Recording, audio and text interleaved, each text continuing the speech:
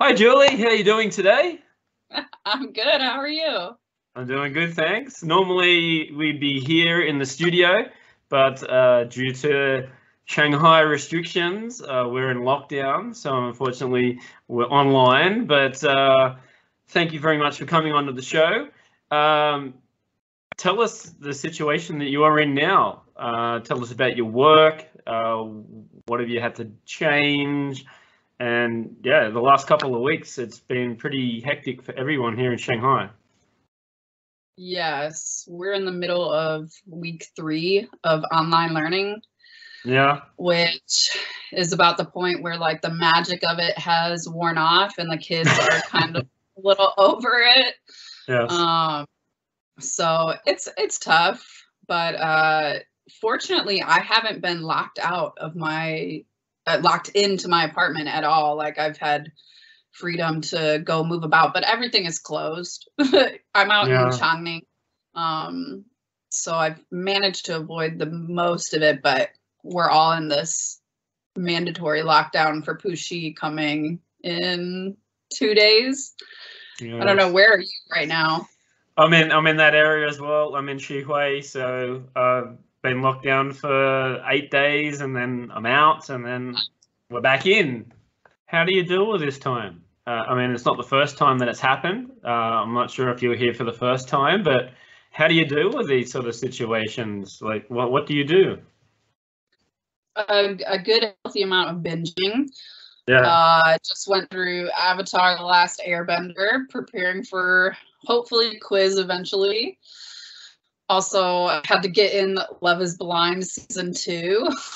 Come on. Yeah. But yeah, some Nintendo Switch games. I'd like to do a bit of reading, but yeah, I'd like to do a bit of exercise, but we'll see if it actually happens. Yeah. So, Julie, you come here a couple of years ago in Shanghai. We'll talk a little bit more about that. But you are the creator, the founder of this online gaming and offline as well, Pops Gaming. Tell us just a little bit about that and how it all become tuition. It started when I started playing D&D, Dungeons and Dragons. Right. I'm more of a recent D&Der. I started playing during the pandemic, so when I got back to China in March, me and some friends were able to meet in person and started playing every week, and it really like turned on my love for gaming. I always liked board games. And so we started playing more and more board games, and pretty soon we got tired of the environments that we were able to find in Shanghai, which weren't very many. There were some meetups that I've been to, but it was just the places were dirty and there wasn't food. And so we kind of were like, there needs to be a better place for this. And so my original goal was to try to work towards opening a board game cafe, which has since kind of changed a little bit. But to prepare for that, me and my friends decided to just do events, like to see if people would come.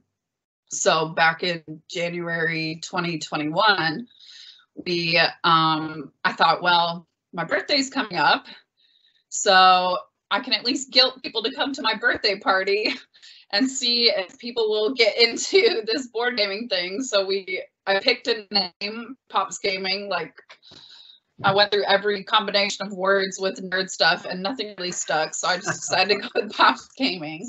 Right. And created a logo and did all this within like 2 or 3 weeks because I really wanted to do it on my birthday weekend. Right. So we like crammed forward and just did everything really quickly and put together a sushi board game event where you play board games about sushi at a sushi restaurant. It's really cheeky, but it was good. And we had like sushi. Actually, this is one of the prizes is like a little sushi mug, cat sushi. Cool. Just really cheesy stuff. Nerd memorabilia stuff for prizes and t-shirts and all that kind of stuff. And then I just started doing it every month. It started with just board games, but I wanted to do so much more. I started seeing other stuff going on in Shanghai. Inferno had some like video game nights, and so I went out to a couple of those and met those guys, and they're all really nice. And I told them, I just want to make more of this. I want there to be more opportunities for people to like gather and meet other friendly, chill people in a fun, like welcoming environment.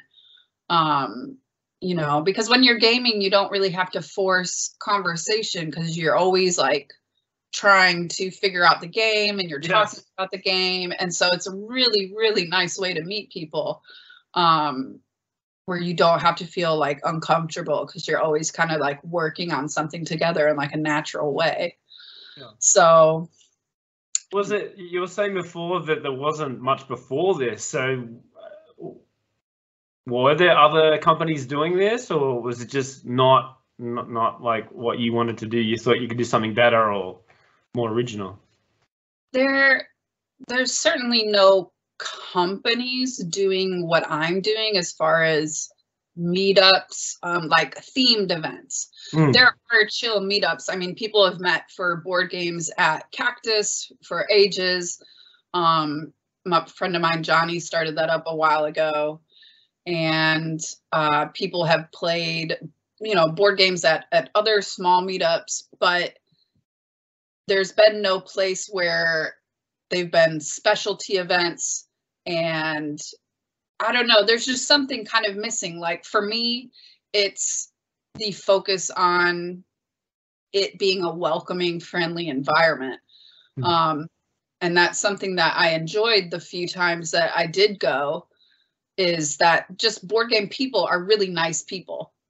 And so, but I tried to get other people to come, and everybody's like, oh, board games, like that's really nerdy, like I'm not into it, you know, like, so I wanted to kind of not make it more mainstream, but just add like sparkle, add flair, make it something that is more of like oh, this is a, you know, a board game event for Pi Day. That's really weird. Or Earth Day, or May the 5th, or what is it? May the 4th for Star Wars, you know, like some sort of catch that gets people to go, oh, that could be fun. And then once they give it a chance, board games or any type of games are really great for everyone. Like there's a game, I can find a game for anyone, you know, there's so many different types.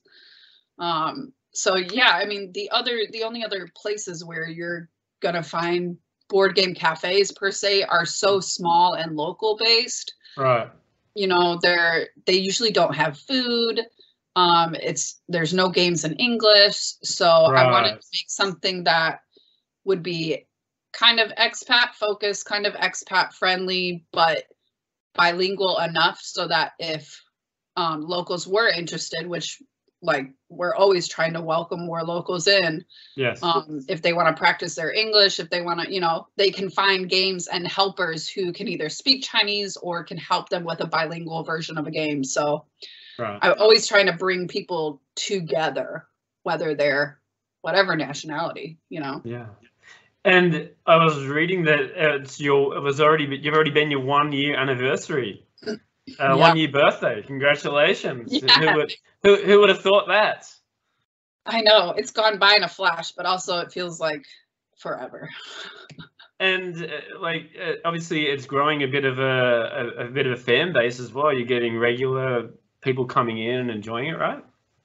Yeah, it started off with just like a WeChat group of 30 people of my friends. Yeah. And then once we started doing, especially like more events, other people started realizing, oh, okay, like this isn't weird, it's fun. Yeah. That's a big reason why I started the video games in April, I believe, with Mario Kart, because everybody loves Mario Kart. It's great. And eventually went on to do like Mario Party, Overcooked, all this stuff, and it's wonderful. And then we started pub quizzes in May. Who doesn't love a pub quiz, right? Exactly.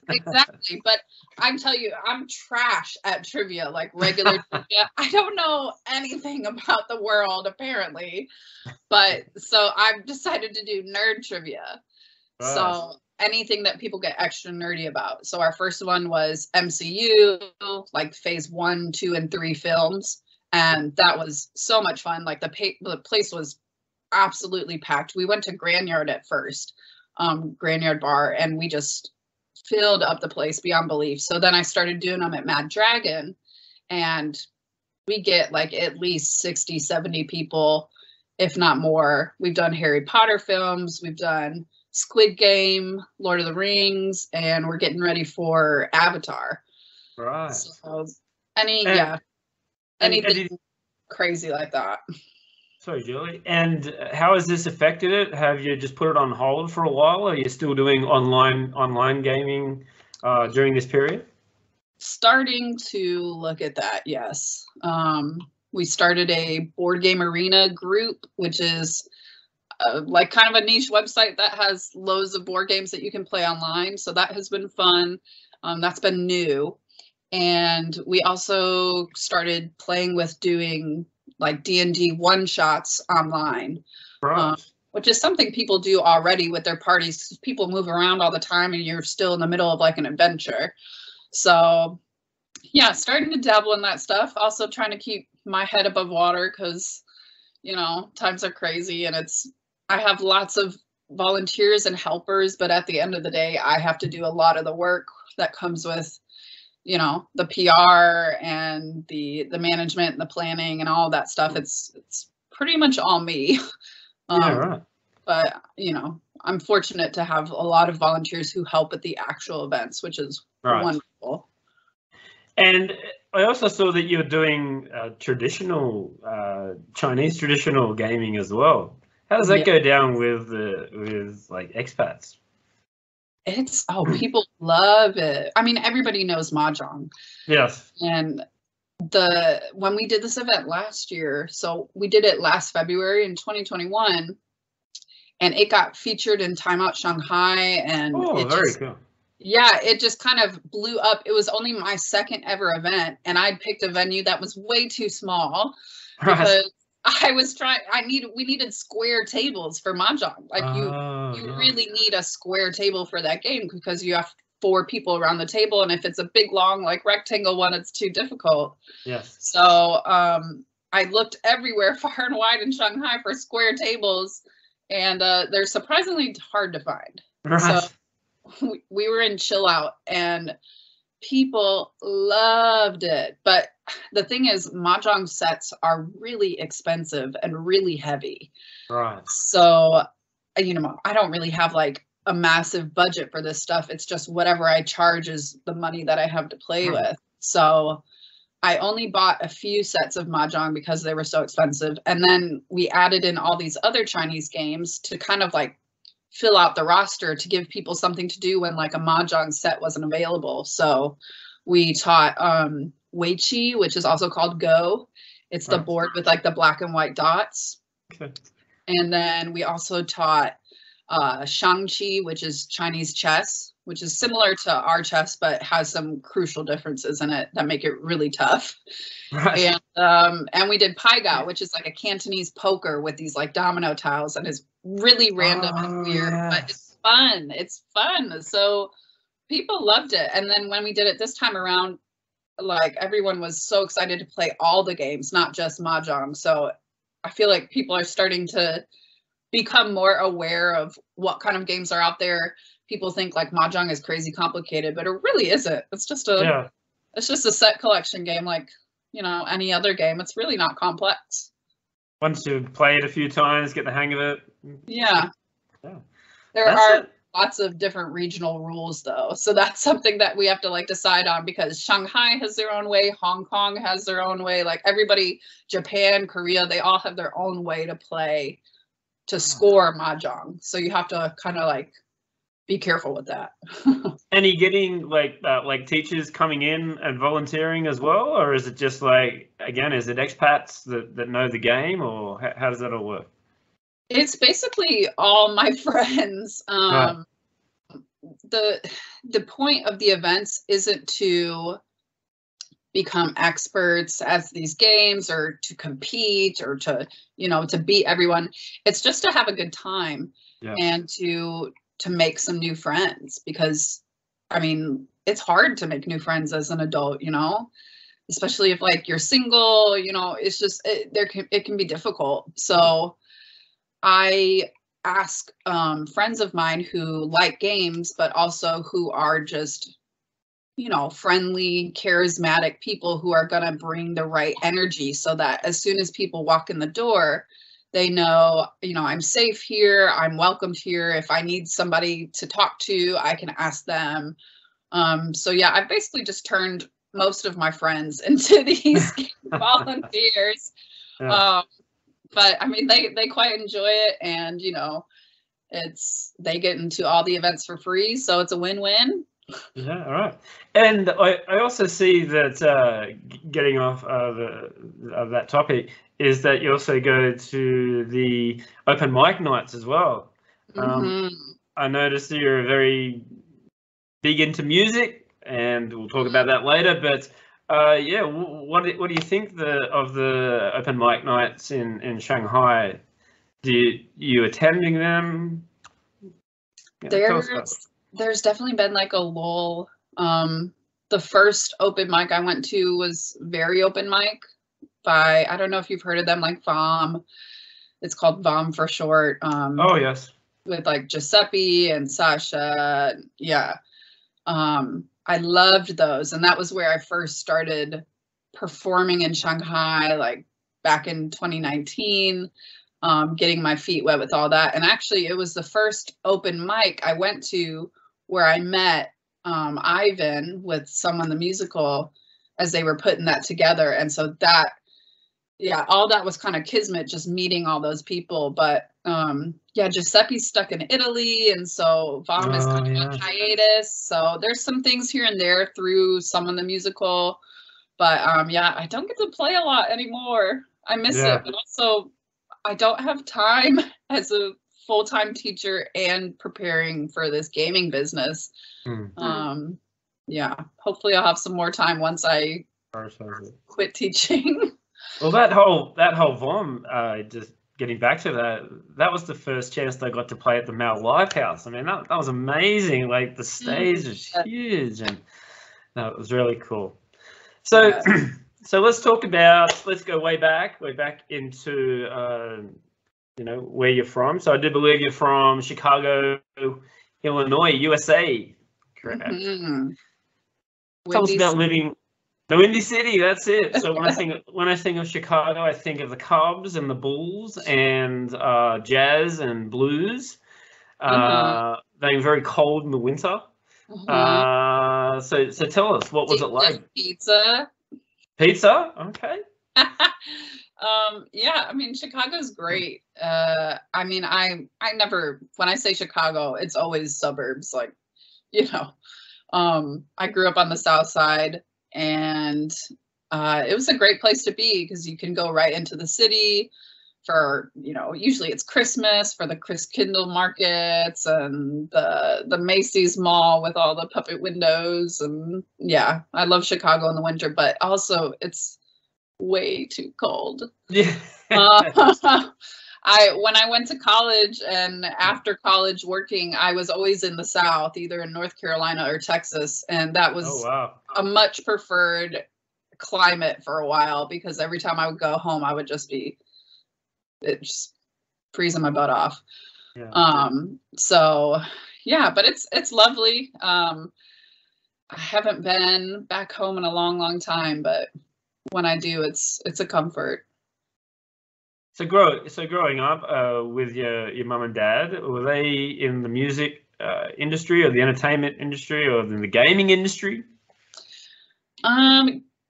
Music, yes. Like my whole family did music. We grew up Catholic, so my mom was always singing at church, and my brothers were both in band, and that's how I wanted to be like my older brothers, so I also joined band. And that was my entire world, really, from being a little kid to just a few years ago was music. I think it just goes back to that welcoming, friendly environment, because band people, they're so nerdy and they're so like, defensive of their own people, and you look out for each other. And so when I joined band in 5th grade, I loved it. I loved the environment, and everybody was just so fun, and you always had a place to be. And so, that was my entire thing. Middle school, high school, marching band. I'm a bassoonist, but bassoons, yeah. But bassoons don't march in the marching band. So I played a mellophone. Right. Wow. So I was going to say, when you're joining these bands, what instruments were you learning? So, I mean, becoming a band director, we had to learn everything. Right. I started taking violin lessons when I was really little, but we didn't have an orchestra in, like, south side of Chicago. Like, band programs are really big, not orchestras. So I was like, well, that's not fun, just playing by myself. So I picked up the oboe in beginner band and played that for 3 years. And then my band director was saying, well, we need somebody to switch to bassoon. And I really didn't like the other girl who played oboe. She was really mean. So I was like, I'll switch. And so I was by myself in the bassoon section. And then, yeah, that was my collegiate instrument. That's what I did all my, like, juries and exams on, was bassoon. And I'm so glad I switched, because bassoon is so beautiful. Do you know what? There's such weird instruments. Do you know, like, what an oboe and a bassoon is? Yes. Yeah. It's not every day that you're seeing people play that, but yeah, that's really, really cool. What was the music scene like growing up in Chicago? Because I know some bands from there, but just getting your opinion on what was it like? What was the music scene? Oh, the local music scene was absolutely vibrant. I don't know how I failed to mention this, but I was in a rock band, I guess you could say, from freshman year in high school to like 2 years into college. So we were active for about 5-6 years. Right. And so balancing that with, like, band at school, I was always doing music. So it was writing songs and playing and doing shows, as much as you can.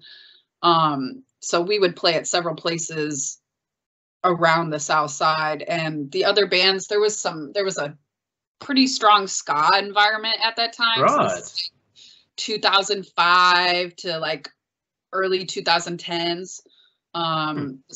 That scene was strong. There was a strong, like, emo kind of punk scene, as well as this growing, like, math rock alternative type of vibe. And so that's what we played. Oh. We started out, like, my freshman year, we would just take the songs that I wrote, which were kind of like cheesy a bit, and just turn them into, like, full, set up songs with, like, drum set and bass and electric guitar. But then we started writing more, gosh, I don't even know what the term is. We would always just refer to ourselves as, like, math rock. So you have different meters and a lot of, like, strange song, like, layouts. It's not just like verse, chorus, bridge, chorus. Right. Yes. And yeah, it was a crazy time. It was awesome. We played at the Subterranean downtown in Chicago. We played at some other places. Have you heard of the band Maps and Atlases? No.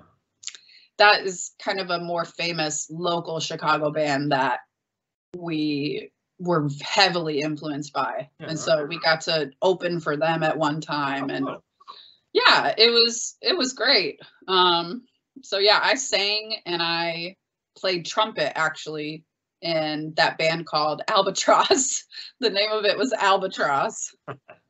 And did you do recordings as well? Yeah, we had like kind of some early EPs, and then one big album really came out of it called Bug's Birthday Gum, which is floating around somewhere on the internet, which I can send you.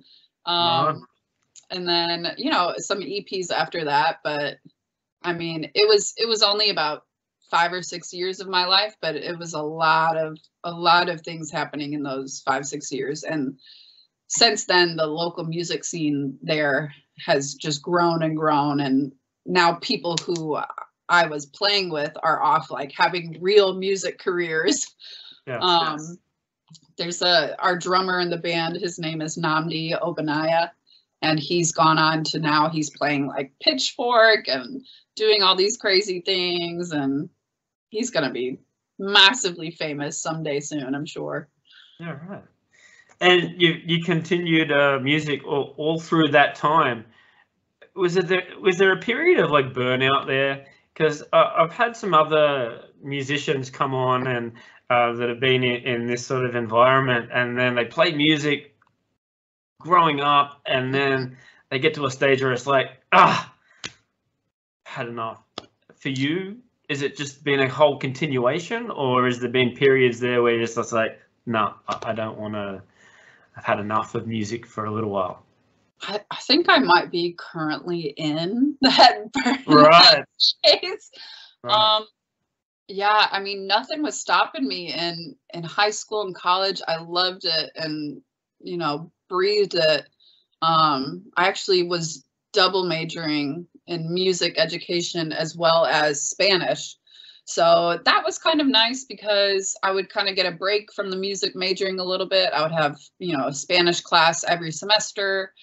I went in 2013 and studied abroad in Spain for a semester and only did Spanish, like no music. And actually, I think during that semester, I found myself appreciating my music major more because I didn't have it at all for a semester.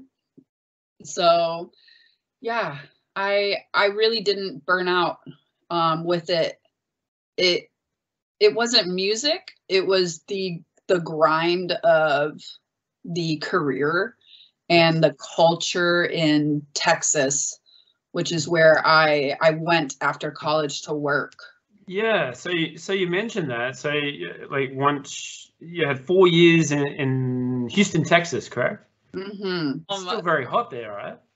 No, oh my gosh, it's so hot. It's not a desert, but yeah, Texas is massively hot. And there's such a big difference between the north of it and the south of it. So Houston is on like the eastern part. I mean, most of the big cities like San Antonio, Houston, and Austin are kind of on the eastern part of Texas. Right. And it is very hot. And, you know, that's one thing when you're doing marching band in July in Texas on a black pavement with 130 kids marching outside. Oh my gosh. It's just, it was, again, like I loved it, but the thing with Texas and the thing with like America and American band is it's such a strong culture. It's something unlike anywhere else in the world. You don't really have that in like England or New Zealand or anywhere. Like there isn't that strong band culture, but in America it's life, and in Texas it's even more life because they live and breathe football. Yeah. And so when you love football, you love band because you got to have the band there to play the songs and to do the halftime show. So that's why band is so massive in Texas, because they have all this funding, they have all this support because it's part of their whole spiel. So what it came down to though is, you know, I was so lucky to get a job out there, but I was interviewing left and right for 4 years, tried to get, you know, a better job. And it's such an old boys club out there. It's all about who you know and, you know, which Texas university did you go to, and do you know all the right people, and how long have you been in Texas doing that? You know, they're so proud and exclusive. And, you know, I was basically waiting for 4 years for my life to kind of go into like a slightly, you know, more exciting direction. Yes. Because I wanted to live in Austin. That's where the music is. That's where the live music is, you know, all the great bands, and you have South by Southwest in Austin. And so every interview I took was for some sort of Austin area band teaching job, but I wasn't able to actually get an offer. And after 4 years, I was kind of like, you know, I'm not going to waste the rest of my 20s trying to get a job that nobody will give me, even though I have an amazing resume. You know, like I had all the right things, and my mentors are saying, you know, there's nothing more you can do. You have everything that you need. You're a great teacher, and you know, you have this and this and this. It just, I wasn't going to let, you know, that environment dictate what I was going to do with my life. And also at the same time, the stress of everything really got to me, mentally and physically. And I had always loved traveling with living in Spain, and I had made sure to take international trips every year since I lived in Spain. So I had been to Peru with my dad. I went to New Zealand to see the Shire and all the Lord of the Rings stuff. Oh, come on. Oh my goodness. Yeah. So tell us about living. You said you lived in Spain. What was that experience like? Yeah. Oh, it was wonderful. It was the spring semester of 2013. Sevilla is beautiful. That was where I was at. I was in Sevilla, which is in the southern part of Spain called Andalusia. Yeah. So it's warm there. It's a much more like traditional town versus Madrid or you know, even like Valencia or Barcelona.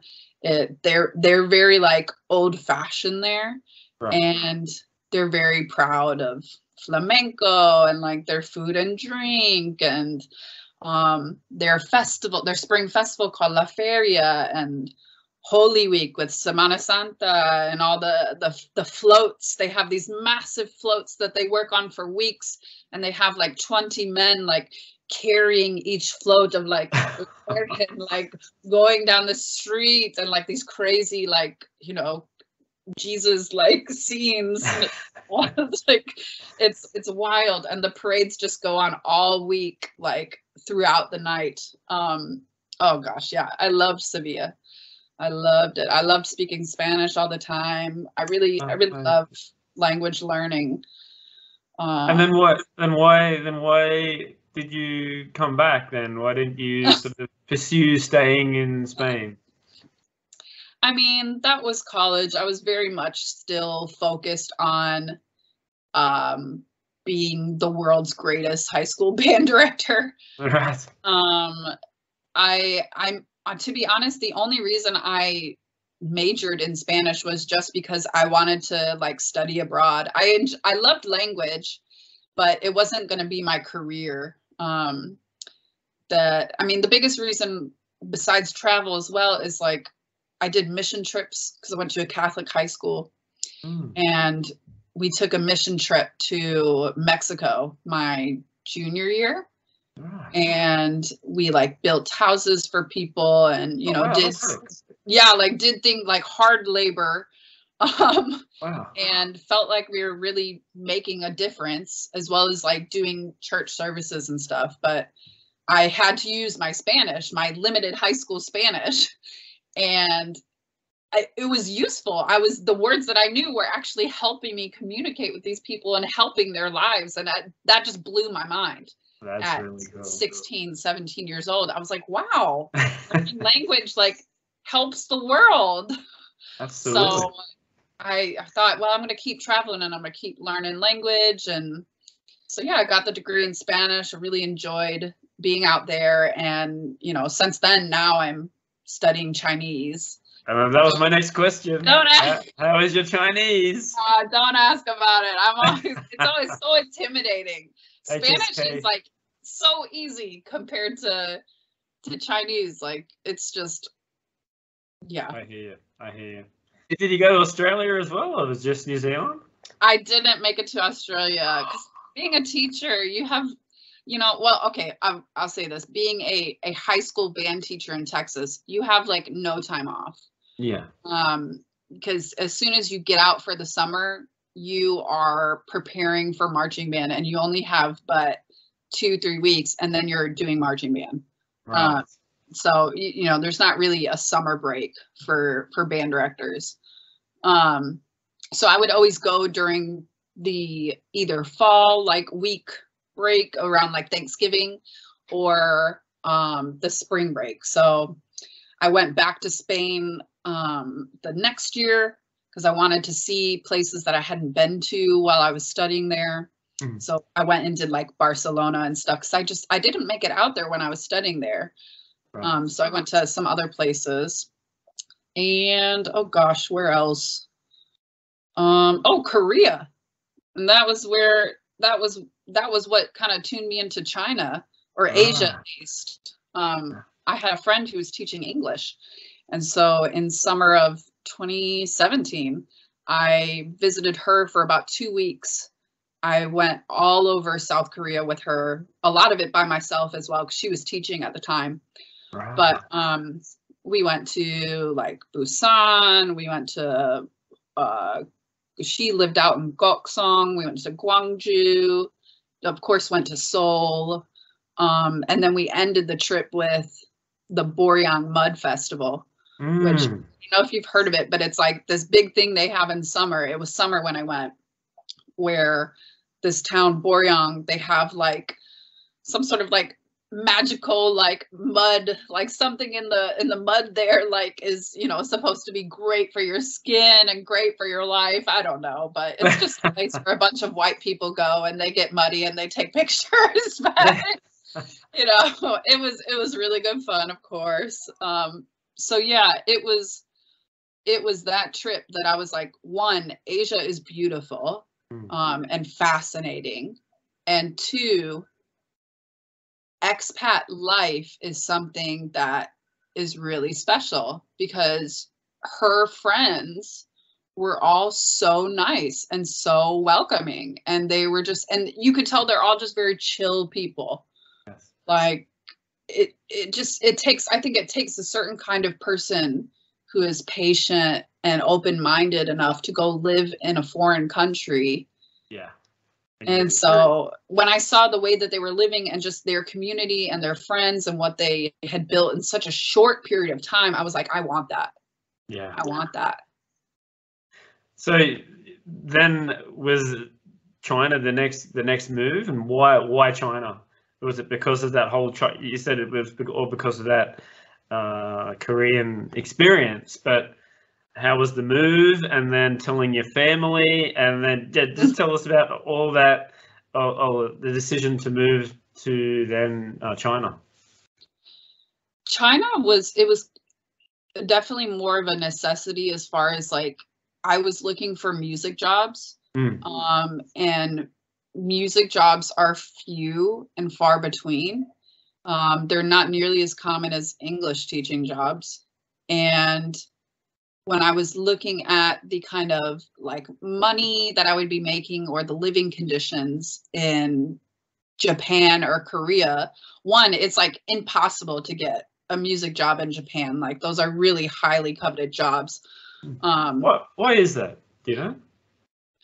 I don't know. I don't know. I've got a friend who, well, two friends, they're a couple, and they live out in Okinawa. And Cameron, my buddy from like college band, he plays French horn in the army band out there. Oh wow! And then his wife, we played trumpet in college band together and all that. But she's like a music librarian out there. But yeah, I mean, so they have the military music jobs, but there's they were telling me about the jobs that I would be applying for, like, high school teaching, or even trying to teach on bass or something. And they are really hard jobs to come by. There's not a lot of them, and people who get them will stay there for years. They just, so I don't know what it is, but it wasn't looking like I was going to get a job in Japan or Korea. So I mainly focused on China. And when I kind of did the whole like you know, Googling and YouTubing like life in Shanghai, life in Beijing. Like I knew I wanted to be in a major city. I wanted to have like Western comforts. And so it was really Beijing versus Shanghai for me. And I had some job opportunities in both that were probably going to be offers. But from what I had read online, like it seemed like Shanghai was the place to live. Beijing was the place to visit, you know? Yes. So I took the Shanghai job and I'm so glad I did. I don't know how I lucked out in finding a city and like an expat community that really resonates with me. Yeah. Yeah. And tell us, you know, telling the family that you're moving to China.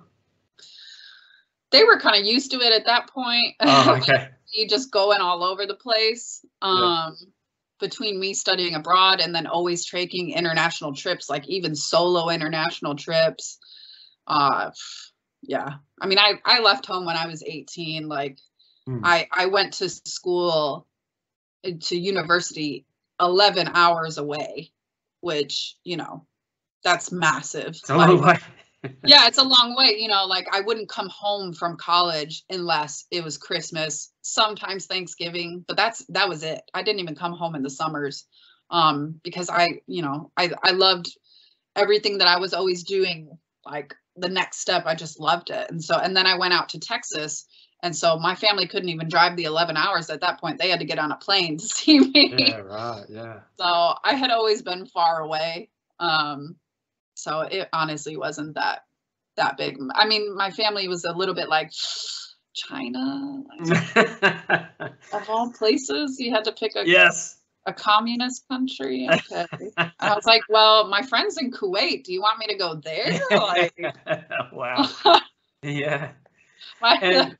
And first impressions of Shanghai, how was it for you to adapt in the biggest populated city in the world?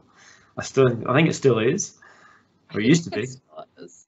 Oh man, I mean, that first year was definitely felt magical.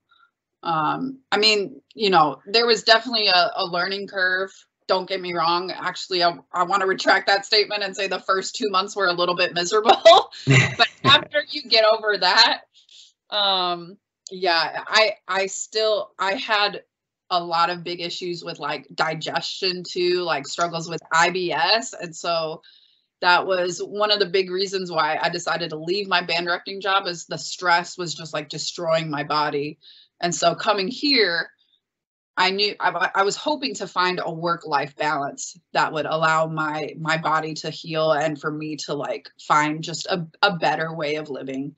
And so I had to get over those first like 2 months of like, what do I eat? Like, where do I go? What is Didi? Like, oh my gosh, like I didn't eat for the first like 3 days because I was living on campus out in middle of nowhere, Pudong, like almost at Disney was where my first job was at. Wow. And I lived on campus for the first month or two, and there was nothing out there. Nothing. So I didn't know what to do when we first got there, and the school was not that helpful. So yeah, right. I was by myself in my room trying to figure out how to get a VPN to work, and you know. Oh yes. 5. I brought my cats over with me. Oh wow. I've got 2 cats that I brought over from Houston. So yeah, but yeah, that first year after you get through that hump, it was wonderful. I mean, it was fall of 2018. So Shanghai was bright and cheerful. There were so many people. Found was popping, you know, Zapatas was like one of the places to be. You had like German, Oktoberfest. You've got the music festivals, beer fest. Like, I mean, it's just drinking, which is great for a time. Like you said, once you find those people, like the open mics, the trivia nights, then it starts to say, you know, help me, you know, yeah. there's no shortage of things to do. I feel like I just went out and drank and partied like the first year. And then the second year I kind of found like, oh, here's open mic, here's trivia, here's, you know, battle archery and ultimate frisbee, you know, like all the other stuff. So, but yeah, it was great. Pre-COVID Shanghai, man. And have you seen a change in Shanghai since you've been here now? Oh my gosh. Yeah, it's been almost 4 years since I've been here, and I still feel like a newbie. I mean, Shanghai is a different city every few months, it seems like, but especially in times like these where, you know, clubs or restaurants that you've known for ages and that have been around for ages will like close, and then new things will pop up. And you know, that's one of the things that I love about Shanghai is there's always a million things to do on every night of the week. And, you know, there's a new place open, but you have to call before you go some places because they might have closed down. Like, you know, yes. You never know, which is, you know, can be a bad thing, but it's also wonderful. So we're talking earlier before about arriving in Shanghai, and I know it's real difficult to sort of fit in and try and find friends that are similar sort of interests. But yeah, Someone the Musical. You said earlier that you bumped into Ivan, who we've had on the show last year, and he talked all about Someone the Musical. But you were a part of it as well. So tell us about how this all come about and the experience that you had with it. Yeah, it's another really wonderful community of people that I'm glad that I've become a part of. Yeah. And it's lasted for so long. It kind of was unexpected. So I met Ivan at that very first very open mic that I went to. I didn't perform. I was like too scared. I was just watching.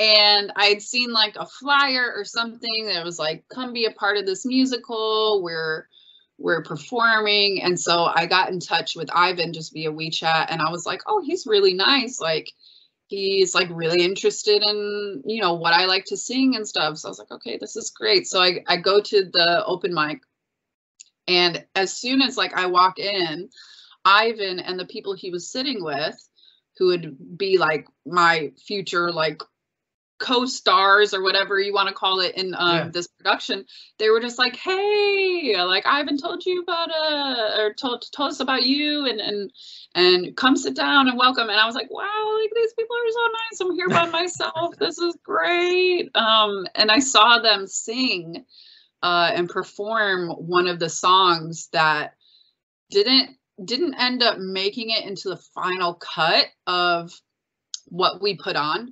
But they were just electric up there on the stage singing at, I think it was Lofa's. They were wonderful, and I was like, this is incredible. So I got involved and started going to, he had like open rehearsals. This is in the fall of 2019.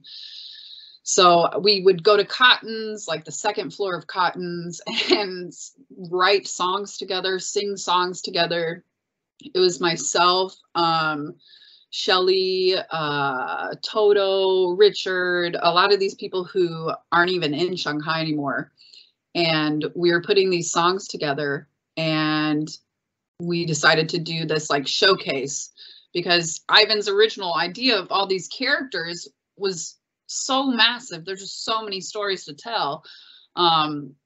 So we decided to do like a little blurb of each storyline, which is now turned into the Drew story, the Hannah story, the Lauren story. Like there's so many, the Logan story. So we had a little bit of each, and I was playing Drew's wife, and Drew's the one who becomes the rock star and then ends up being a really shitty father and makes a lot of mistakes and stuff. So yeah, so we put on 2 shows of that kind of amateur house type of musical medley in January 2020, and it was crazy. It was really cool, and people loved it, and it seemed to really resonate with just that type of storytelling about everyday people, everyday, issues, as well as, kind of the more exciting, like, oh, what would it be like to be a rock star and that kind of thing. But most of the stories are just about love and loss and grief and, LGBTQ, like, struggles and a lot of things that are really present in the Shanghai community. So that was awesome. And then COVID happened. So everybody was split up, times were tough. So in the spring, they ended up doing the Hannah story, and I wasn't really a part of that storyline. And to be honest, it was such a crazy time for me and for Shanghai, just figuring out what is COVID and how do we live with it. So I wasn't a part of that production. And then I went to go see it at the Pearl, and it was awesome. And were you at that one? That was the first one that I went to. Yeah. That was like August 2020, I think. Oh no! Oh, maybe I didn't know. I went to the Lauren one. Oh, that was the most recent one. That was the last one. Yeah. Yeah. So, no, this is still way back in 2020. Yeah. So that was the first Pearl one. The one we did in January 2020 was like in this like random like office work art space that we kind of rented out. It was really like really indie vibes. It was very cool. Like we were performing for like 40 people crammed together like in a very small space. So, I'm singing and performing about like 10, not even 10 feet away from the audience. It was a test of my acting and composure.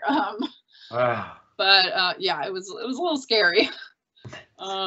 But yeah, so I saw them at the Pearl doing Hannah's story, and I was like, I can't believe they've got the Pearl. Like, it's a big production now. This is wonderful. So we started putting together Drew's story, and eventually ran it at the Pearl in March 2021, and it was awesome. I again played Drew's wife.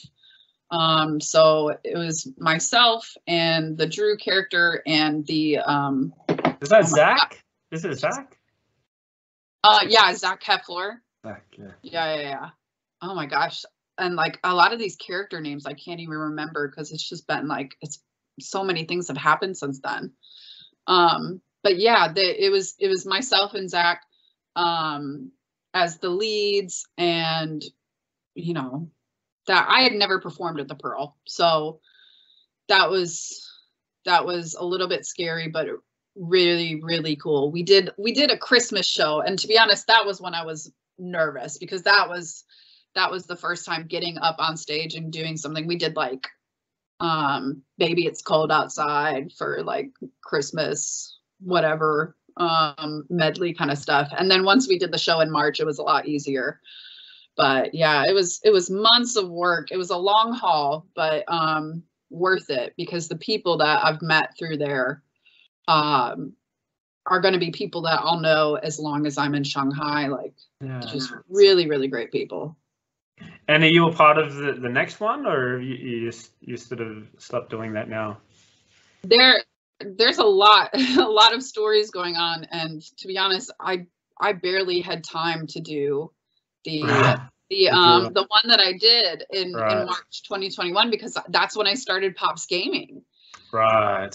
So January 2021 was when I started that, and it started slow. I was only doing one event a month, but still I was starting to get busy with all the things that I wanted to do with Pops and all the planning. And so it was a relief when the musical was over for me because I needed time, to do all of this among being a full-time teacher. Yes. Yeah, absolutely. Before we go back to the Pops Gaming, I want to ask you a question. You've said it a couple of times now that you're a little nervous playing live.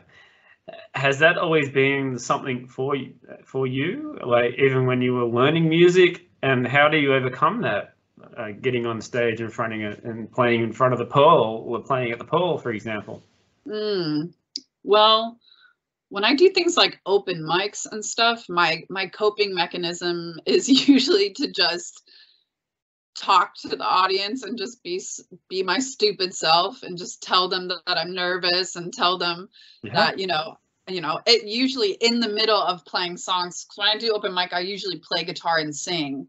So I find myself way too awkward to just stand up and like hold a microphone. I don't like it. So I'd rather have the guitar in the way.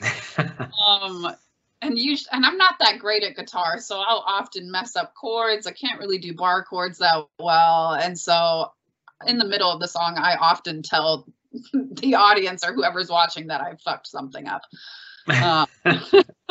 So that's usually how I cope with all that. But yeah. But that's cool, though. That's real. Yeah. That's, you're not sort of. Yeah. Hey, I'm nervous. I don't try to be. Yeah, I don't try to pretend to be. I'm something I'm not. That's a very good trait. Well, thank you. But yeah, the Pearl was a little nerve-wracking, but by that time we had rehearsed it so much that it was more like, I can't wait to get up here and like rock and roll it, Yes. I was really, really excited to do, especially like the one song that was, just myself on stage singing this entire thing. It was fun. And, at that point we were so rehearsed that I'm just ready to sit up here and knock it out of the park. And then you see people in the audience like crying because it was an emotional song. And, that's just like the best feeling in the world, to know that like people are soaking up what you're doing and it's affecting them and they're wrapped up in the story. Like, I would love to do that again. So let's get back to Pop's Gaming. So just a little bit of a brief of how that come about, and I want to pick some things out from this. I thought it was really cool that pet and play. Who came up with this idea? It was one of your ideas, and tell us about this. Yes. So we being like myself and my nerdy friends are always looking for different themes to do for the board games. And there are a lot of cat themed board games, which myself being a cat lover is awesome. I'm no complaints here. So I love animals. And I love what the local Shanghai pet rescue places are doing. And so I got in touch with 11th Hour. I got in touch with Courtney from there. And she was really nice. And she was excited to kind of link up with us and do an event together. Because I wanted a way to use what I've kind of built to try and give back, even if it's not a whole lot of money. At least it's something, some awareness and some event where people can hopefully foster a dog or meet to adopt. Yeah. So we decided to put it together with like a pet event where you come and you can meet the dogs that are looking to be adopted, as well as play board games that are cat and dog and fish themed, like any sort of pet theme. We put together, and so it's almost like a menu for a meal. Like, I like to put all the different games together that will hopefully create a nice theme and will attract people there. Unfortunately, that was one of the events that was like least attended. Really? Mostly I think because it was horribly rainy that day. And when it rains in Shanghai, people don't go anywhere. Isn't that something that's just in China? I mean, I don't know. Is it a Chinese thing? Because I don't think that ever happens in Australia. Like, and I've noticed that as well. Like, if it's raining, they'll just cancel and just say, "I'm just going to stay at home." Yeah. The show's on tonight. It's like they might not be back for 6 months. No, it's raining. I don't want to go out. Yeah, exactly. What? It's like, you're just gonna get in the DD anyway. You're not gonna make it right. Get an umbrella. It's like, oh well, the queue for the DD is like about 50 cars in, so Oh, well, yeah, that's true as well. But yeah. So that one didn't have a ton of people, but we did have some, and we were still, you know, through some people who, even if they didn't come to the event, they sent me money to donate and stuff. So we were able to donate a portion of our entrance tickets along with like just flat donations that people gave us. And I think we donated like around 700 kwai, which is not a whole lot, but it was nice that, you know, Pops Gaming has only been around for about 5 months, you know, and it was nice to try to show like, we love Shanghai. Like we want to support things that we believe in. So, you know, getting pets off the streets and into loving homes is a huge, huge thing that I, you know, I'm always looking out to help for. That's amazing that you're doing that and combining it with your company. I think that's an amazing idea. And I was lucky enough to travel China, all around China. I was like 45, 50 different cities and villages from all parts. Anyway, I've seen some rural places that have these areas where they sell pets, and it is awful. It's heartbreaking. Very heartbreaking. Yeah, it's something I would like to see.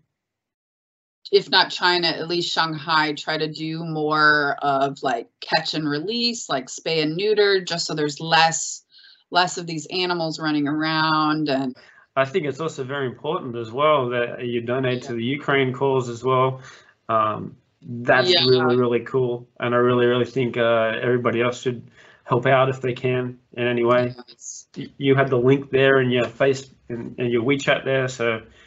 Yeah, it was a pet one. It was. Oh, it was a pet one. Again, pets are like, my heart just absolutely breaks. So it was an organization that was trying to rescue pets who were being abandoned and all the things happening with like cats and dogs out there. So yeah, I can't, my wallet will bleed for any animal. It's just, I can't take it. It's too much. Yeah. And so getting back to the Pops Gaming, what are some of so is it every week, once a week, or how does it all work? Is it once a week? Is it once a month? How does it all work? It's something that we've been figuring out. Like I said, we just started with the board games when we started, and it was once a month. So the first one was the sushi thing, and then February was the Chinese games for like Chinese New Year. March was Pi Day. I don't know if you know, like 3.14 Pi Day. So we did like number games, and yeah, it's super nerdy. And then it was in April when I started adding the video games and then the pub quizzes. And then over the summer, we started doing these RPG one-shots. So with me being a full-time teacher, I'm putting out as much content as I possibly can and trying to delegate as much as I can. So I program what I think would be fun based off of people's suggestions, based off of, you know, my volunteers' thoughts. And I put together different events for each month. So it's almost every weekend. Again, this is like COVID time right now, but normally it's almost every weekend there's an event, either, you know, a video game tournament, either a like Saturday RPG one-shot event where people sign up ahead of time to be a part of a certain table and a certain adventure, or a board game event, or I usually do the pub quizzes on Thursday nights so that they don't like touch the weekend. Where are these events happening in Shanghai? So I kind of have settled on a couple venues that have been pretty regular for us. So we do the pub quizzes at Mad Dragon, which is the second floor of Shanghai Brewery. Right. I do the RPGs at the tabletop role-playing games at Agora Space, also known as like Coder Bunker.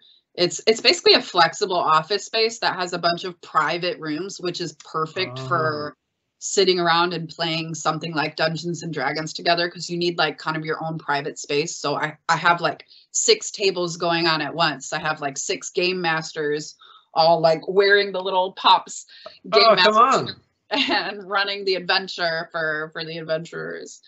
And then board games, I've recently been doing them at Boxing Cat on Shilu, which is nice. It's a big space. It was absolutely packed for the birthday. Like, oh my gosh, there were like 80 people crammed in there playing board games. It was wild. Yeah, video games we do at Bubba's, which is like in that area, like behind Rink, Bubba's Texas Barbecue. And they've got a big projector screen. So like you're watching people, you know, playing Super Smash on a massive screen, and like all of Bubba's is like cheering, like screaming. It is so much fun. When we did Mario Kart again, this was it January, people were like, Rainbow Road, what up the blue shell? Like just screaming. It was wild. So yeah, those are kind of our regular venues. And besides all those special events, I started since the summer, started doing a regular weekly meetup. So like a chill, not like an admission type of event. You just come, you can pay 20 kwai to like borrow my games. I bring a bunch of board games. I usually have a friend or two with me to help teach. So it's kind of like the board game events, but no theme, no pizzazz, just chill, come hang out, get some food, get a beer, and we'll teach you like a game. It's, you know, it's usually small. It's usually like 4 to 6 people, but sometimes there's a lot. Sometimes there's 10 or 15.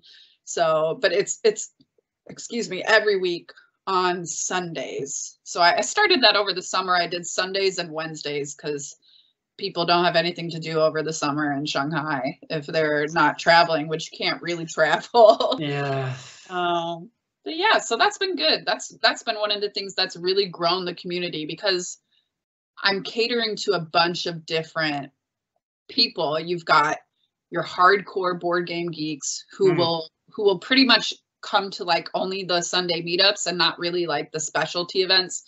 And then you have like your video game nerds who are coming to the video game stuff. You've got your D&D like uber nerds coming to that stuff. And then you have like your everyday people coming to the pub quiz. So what I try to do is kind of like reel them in with one of these events and then say like, we have all this other stuff that if you gave it a chance, you would probably really enjoy, like all the other things that we do. Like it's not only for video game people or D&D nerds, you know, like that's for everyone. Like anyone can really enjoy this stuff. That's great. And that was, I was going to ask, like, do you have to be able to know how to play the game, or do you can you just turn up and just like learn as you go? Is that how most people do it? It's pretty beginner friendly, yeah.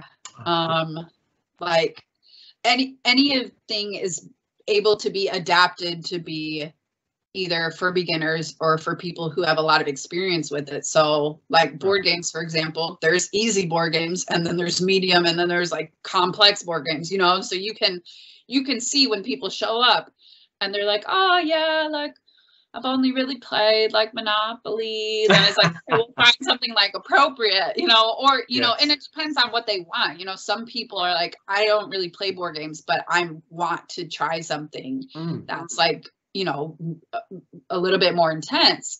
You know, and even the video game tournaments, it's a tournament, but people will enter and they barely know how to play the game. And it's pretty funny watching them get their ass kicked.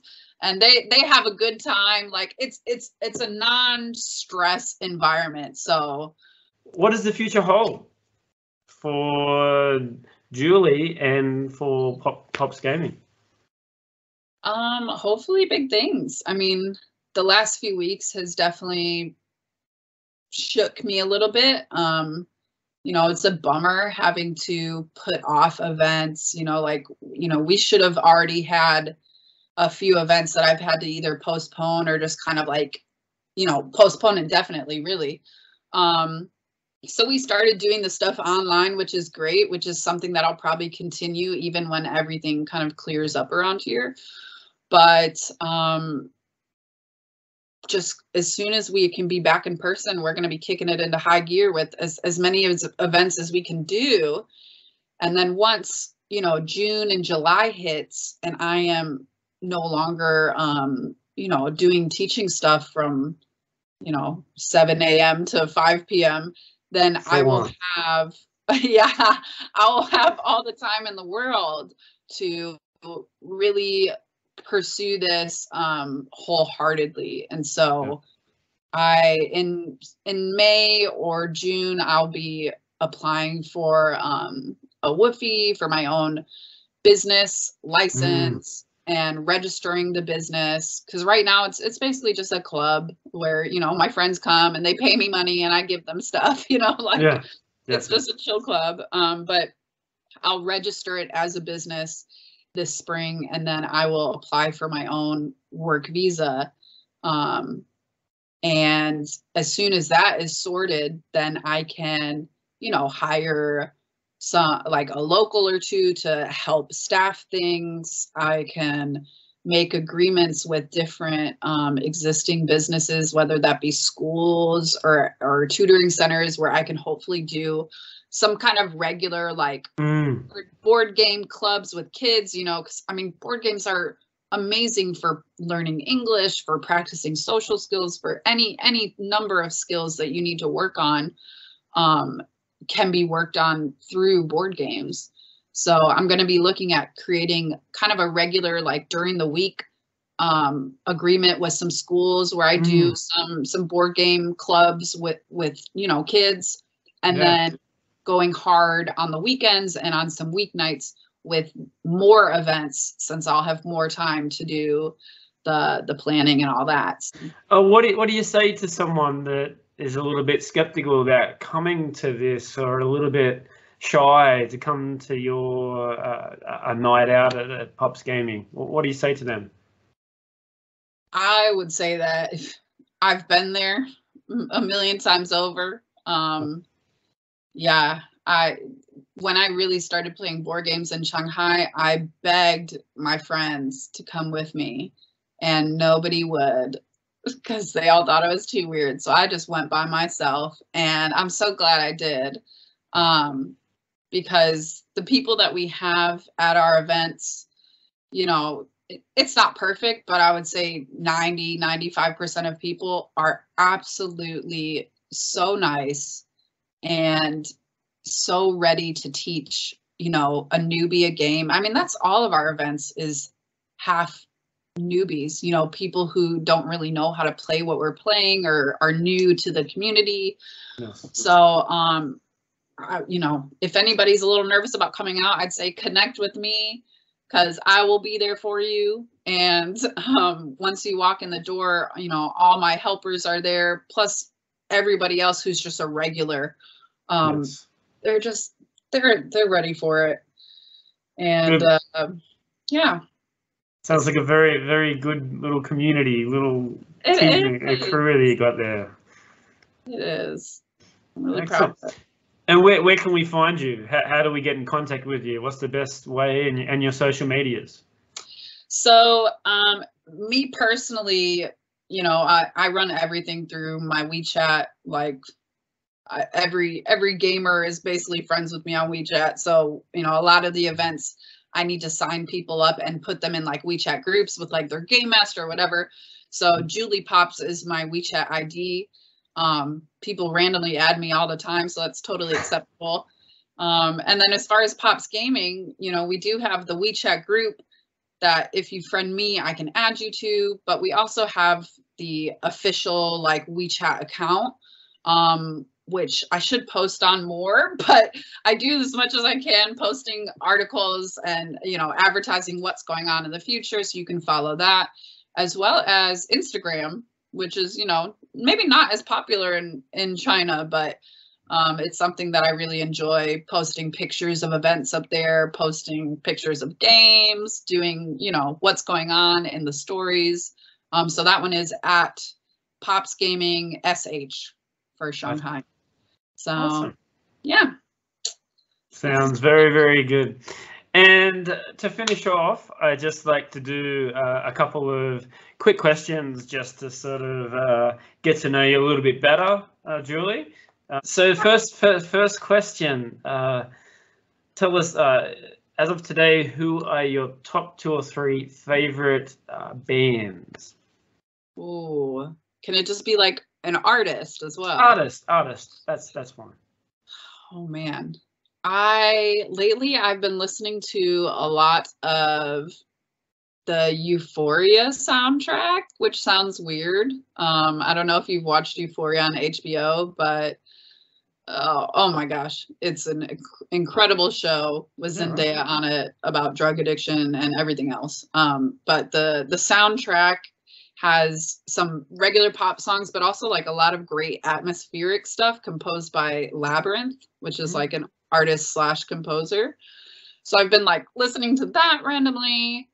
I've been into Ash Nico a lot lately, who's an American girl who hasn't released anything new lately, but I've just been super into her, like, female empowerment, like, you know, fuck you, like, I do my own thing, you know, I'm whatever, like, she's really edgy and it makes me feel a bit old, but I really like it.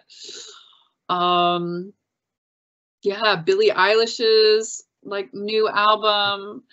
Gaming then. Something that you are interested in. So what's your 3 favorite games? Okay. Of all time, as of today. See, also tough because there's so many great games. Okay. It's like picking who's your favorite cat, right? Yeah, no, my favorite cat is Arya for sure. Okay. Oh, favorites. Oh. I have a gray girl named Arya, named after like the Game of Thrones character, and then I have a little orange boy named Rufio, named after the Lost Boy in Hook. Oh. And Rufio can be quite a dick sometimes, so I love him, but Arya's my favorite. Yeah, board games. Oh gosh, okay. Terraforming Mars is always probably going to be one of my favorites. It's one of the games that got me into competitive, like strategy, heavier strategy games, so I love it. Wingspan is such a classic.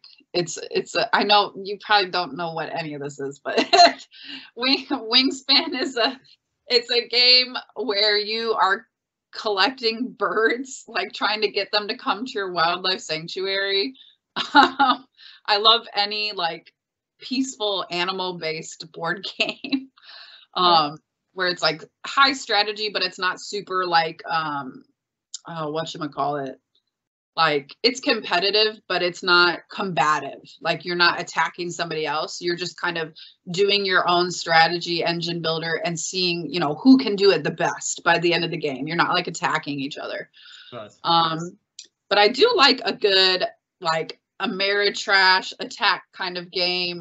Lately I've been getting into this game called Unmatched, where it's like a miniature skirmish game. So like you have a little character like Alice in Wonderland or like Sinbad or Sherlock Holmes. Like you have a classic like hero character and you have this deck of abilities and you're going around a board attacking the other legendary characters and just trying to wipe them out. So that's also a lot of fun. So those 3 lately are probably the top ones right now. All right, last one. Who is your greatest inspiration / hero and why? Oh my goodness, that's a big question. That's why it's the last one. I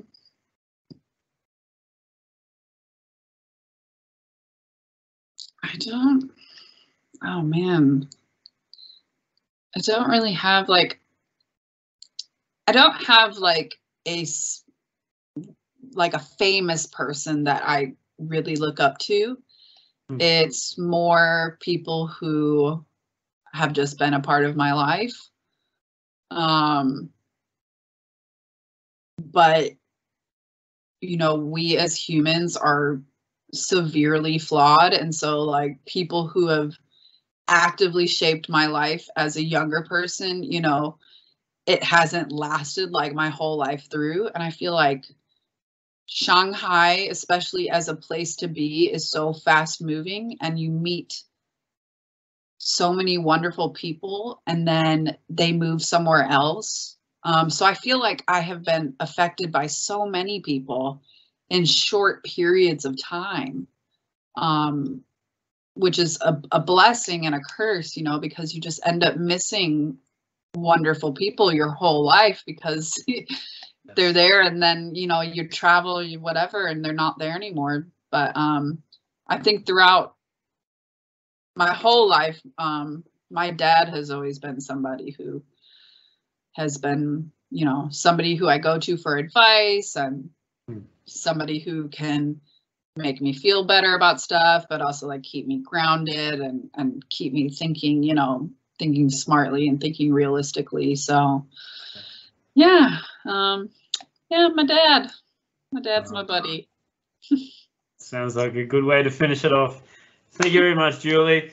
I really like what you're doing with Pops Gaming, and you're getting out there and you're giving it a try, and it's a passion. I can feel it. It's something that I think more people will get onto eventually, and I'm more than happy to promote anything that you have going in the next couple of months. All the best for the future, and thanks for coming on.